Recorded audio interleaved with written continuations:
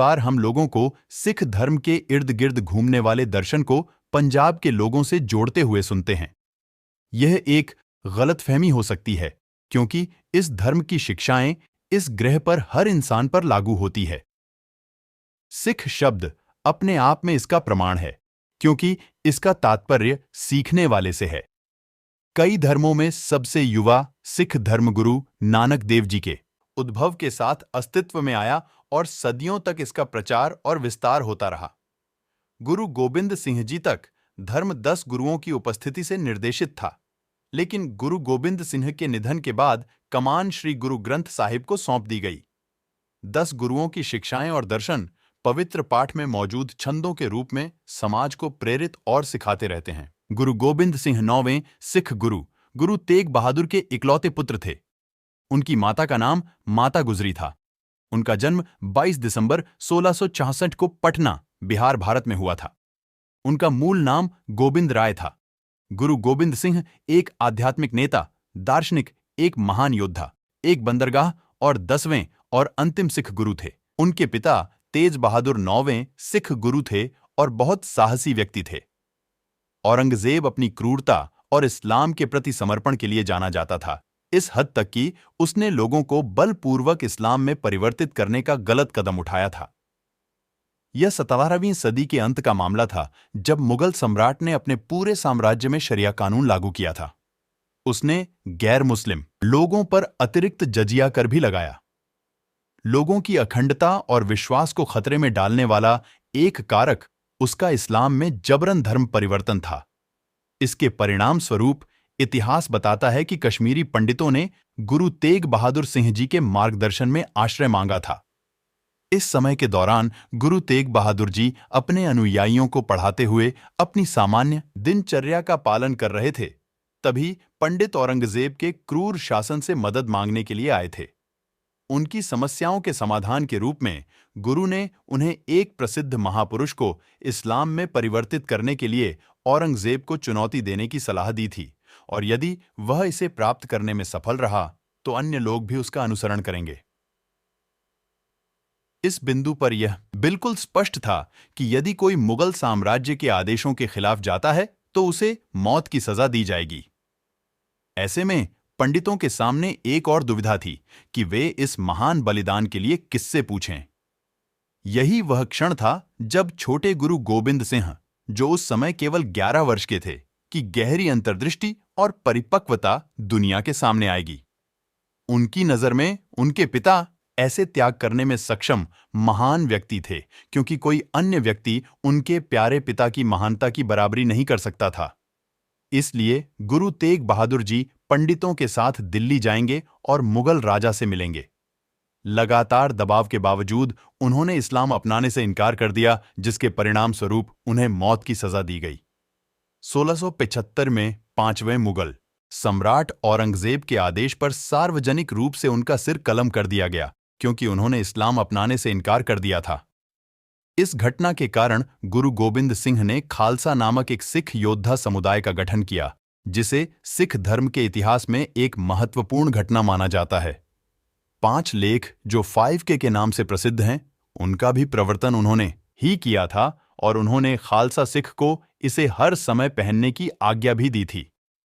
गुरु गोबिंद सिंह जी ने सिख समुदाय के लिए सबसे अधिक योगदान दिया है, लेकिन सबसे महत्वपूर्ण योगदानों में सिख धर्म के महत्वपूर्ण ग्रंथों को लिखना और सिख धर्म के धार्मिक ग्रंथ गुरु ग्रंथ साहिब को सिखों के शाश्वत जीवित गुरु के रूप में धारण करना शामिल है। गुरु गोबिंद सिंह का जन्म 5 जनवरी 1666 को पटना साहिब, बिहार, भारत में हुआ था। उनका जन्म सोडी खत्री के परिवार में हुआ था और उनके पिता गुरु तेग बहादुर 9वें सिख गुरु थे और उनकी माता का नाम माता गुजरी था। 1677 में गुरु गोबिंद सिंह अपने परिवार के साथ पंजाब वापस लौट आए और बाद में मार्च 1677 में अपने परिवार के साथ शिवानी पहाड़ियों के चक नानकी में स्थानांतरित हो गए, जहां उन्होंने अपनी स्कूली शिक्षा पूरी की। 1675 में कश्मीर पंडितों ने गुरु तेग बहादुर से उन्हें मुगल सम्राट औरंगजेब के अधीन गवर्नर इफ्तिकार खान के उत्पीड़न से बचाने के लिए कहा। तेग बहादुर ने पंडितों की रक्षा करना स्वीकार कर लिया, इसलिए उन्होंने औरंगजेब की क्रूरता के खिलाफ विद्रोह कर दिया। उन्हें औरंगजेब द्वारा दिल्ली बुलाया गया और आगमन पर तेग बहादुर को इस्लाम में परिवर्तित होने के लिए कहा गया। तेग बहादुर ने ऐसा करने से इनकार कर दिया और उन्हें उनके साथियों सहित गिरफ्तार कर लिया गया और 11 नवंबर 1655 को दिल्ली में सार्वजनिक रूप से उनका सिर काट दिया गया। अपने पिता की अचानक मृत्यु ने गुरु गोबिंद सिंह को मजबूत बना दिया, क्योंकि वह और सिख समुदाय औरंगजेब द्वारा दिखाई गई क्रूरता के खिलाफ लड़ने के लिए दृढ़ हो गए। यह लड़ाई उनके बुनियादी मानवाधिकारों और सिख समुदाय के गौरव की रक्षा के लिए की गई थी। उनके पिता की मृत्यु के बाद सिखों ने 29 मार्च 1676 को वैसाखी के दिन गुरु गोबिंद सिंह को 10वां सिख गुरु बनाया।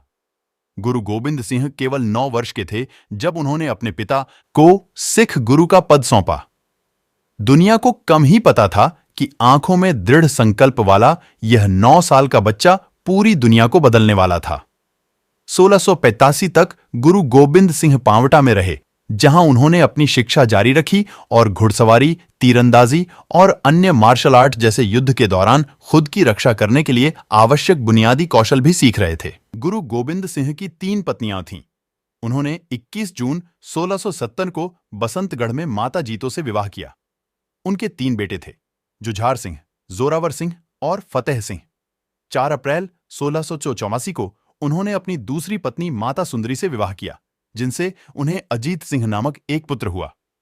15 अप्रैल 1700 को उन्होंने अपनी तीसरी पत्नी माता साहिब देवन से शादी की। उन्होंने सिख धर्म को बढ़ावा देने में महत्वपूर्ण भूमिका निभाई और गुरु गोबिंद सिंह द्वारा उन्हें खालसा की माता घोषित किया गया। गुरु गोबिंद सिंह और खालसा 1699 में गुरु गोबिंद सिंह ने खालसा की स्थापना की, जो उनकी सबसे बड़ी उपलब्धि मानी जाती है। एक सुबह ध्यान के बाद गुरु गोबिंद सिंह ने सिखों को वैसाखी के दिन आनंदपुर में इकट्ठा होने के लिए कहा। गुरु ने हाथ में तलवार लेकर ऐसे स्वयं सेवकों का आह्वान किया जो अपने जीवन का बलिदान देने के लिए तैयार हों। तीसरी पुकार पर दयाराम नाम का एक सिख आगे आया। गुरु गोबिंद सिंह उन्हें एक तंबू में ले गए और कुछ मिनटों के बाद अपनी तलवार से खून टपकाते हुए अकेले लौट आए।